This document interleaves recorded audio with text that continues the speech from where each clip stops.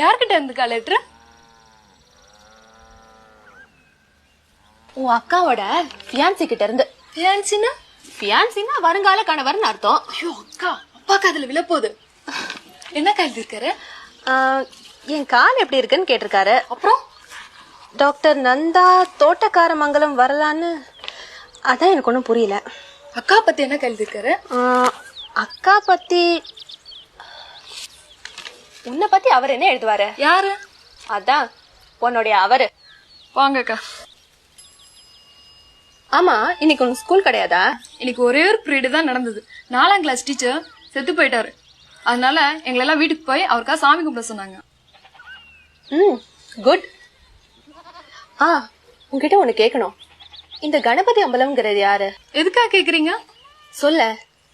கணபதி அம்பலம்ங்கிறது நம்ம கருப்பு கோயில் பூசாரியோட பேரு.